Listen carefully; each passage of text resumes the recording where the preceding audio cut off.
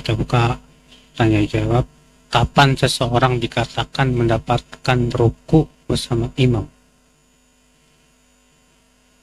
Ketika imam ruku, antum ikut ruku.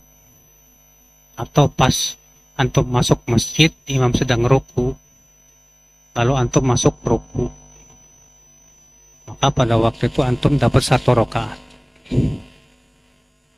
Iya, itu pendapat yang paling kuat, itu pendapat jumhur. Sebagian disebutkan dalam hadis Abu Bakar, bahwa Abu Bakar pernah terlambat ketika beliau mau masuk masjid, Rasulullah sudah ruku. Maka Abu Bakar pun langsung ruku, lalu berjalan masuk saf sambil ruku. Setelah selesai sholat, Nabi bersabda, siapa yang melakukan perbuatan tadi? Kata Abu Bakar, aku ya Rasul. Kata Rasulullah, la ta'ud, zadakallahu hirsan. Semoga Allah menambah kamu semangat, jangan kamu ulangi lagi perbuatan. Tapi Nabi tidak menyuruh Abu Bakar untuk menambah 1 rakaat. Atas dasar itu, ya, pendapat yang sahih, orang yang dapat ruku dapat 1 rakaat.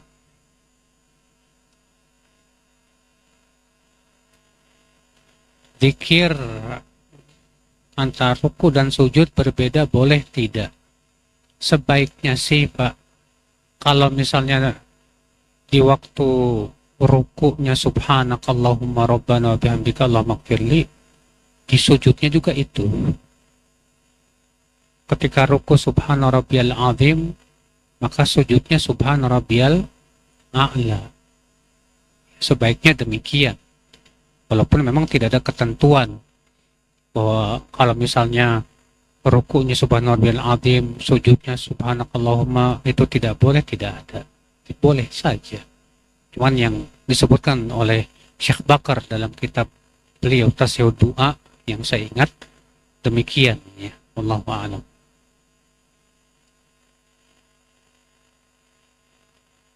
Tadi disebutkan dalam hadis, masuklah kamu ke dalam surga dengan selamat.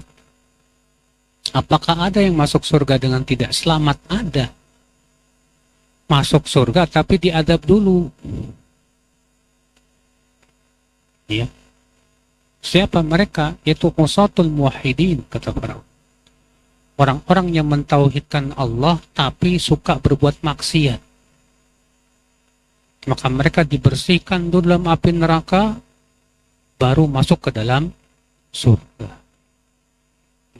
Masuk surganya nggak selamat.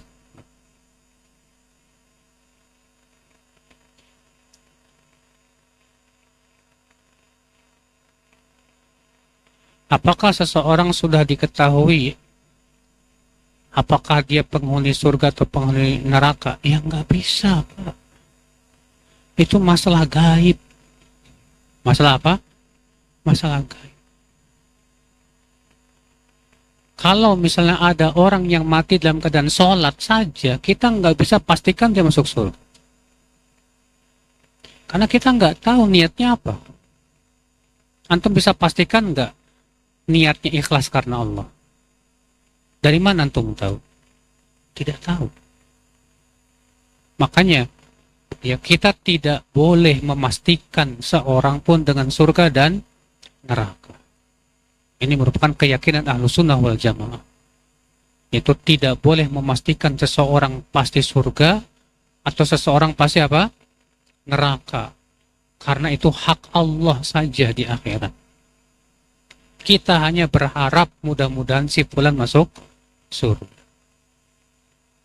Hatta ahli bid'ah nggak boleh antum pastikan itu ahli bid'ah pasti neraka itu. Nggak boleh. Oh. Karena kita pun tidak tahu dia bakal mati di atas apa. Kalaupun dia mati di atas kebid'ahannya, ada kemungkinan nggak dia dapat syafaat Rasulullah? Bisa jadi. Atau dia, kata Ibnu Taimiyah, orang yang terancam masuk neraka bisa jadi tidak masuk neraka dengan beberapa perkara. Yang pertama, bihasanatin mahiyah. dia punya kebaikan yang besar di sisi Allah, sehingga Allah gugurkan dosa. Atau yang kedua, bimasaibid dunia, dia ditimpa musibah berat dalam kehidupan dunia, sehingga Allah gugurkan dosa-dosa. Atau yang ketiga, bisyafaati Rasulillah, dia mendapatkan syafaat Rasulullah Shallallahu Alaihi Wasallam. Makanya apa? Memvonis orang sesat beda dengan memvonis orang masuk neraka. Jangan samakan. Memvonis sesat itu di dunia. Di mana? Di dunia. Si fulan pemikirannya sesat, kita vonis dia sesat, boleh, nggak masalah. Tapi apakah memvonis dia sesat artinya kita pastikan dia neraka? Tidak. Jangan samakan. Banyak orang tidak bisa membedakan ini. Ketika kita menghukumi ini bid'ah, ini sesat, apa katanya? Oh, itu pengadilan akhirat itu. Kita katakan subhanallah. Menghukumi di dunia sesuai dengan apa? Al-Quran dan Sunnah. Kalau sesuai Quran Sunnah, kita katakan itu benar. Kalau menyimpang dari Quran dan Sunnah, kita katakan apa? Sesat. Pelakunya tersesat? Iya. Pelakunya terancam dengan api neraka? Iya. Tapi untuk memastikan dia pasti neraka, hanya Allah yang Maha tahu.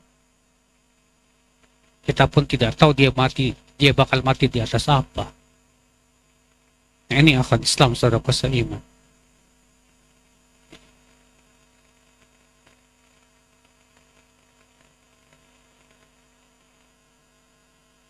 Ada yang menyebutkan baca istighfar hanya 100 kali saat pagi dan petang.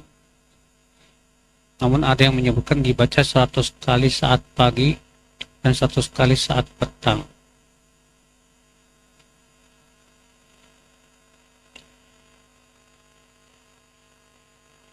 Allahu a'lam. Saya belum dapat dalil yang tegas bahwa istighfar 100 kali itu termasuk zikir pagi dan petang. Yang ada adalah Nabi menganjurkan secara umum. Ya ayuhan nas, wahai manusia, tubu ilallah, bertaubatlah kepada Allah dan istighfarlah. Karena aku setiap harinya bertaubat dan istighfar itu 100 kali. Nabi tidak menentukan waktunya kapan. Dan dalam satu riwayat Imam Ahmad, Rasulullah SAW apabila telah selesai sholat duha mengucapkan Rabbik firli wa tub alayya innaka antat tawwabur rahim 100 kali.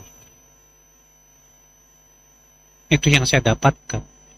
Adapun itu dijadikan sebagai zikir pagi dan petang, saya nggak tahu. Mungkin di antara antum ada yang punya kelebihan ilmu, silakan dikasih tahu. Demikian, subhanallahi wa bihamdik, asyhadu an la ilaha illa anta, astaghfiruka wa atubu ilaik. Assalamualaikum warahmatullahi wabarakatuh.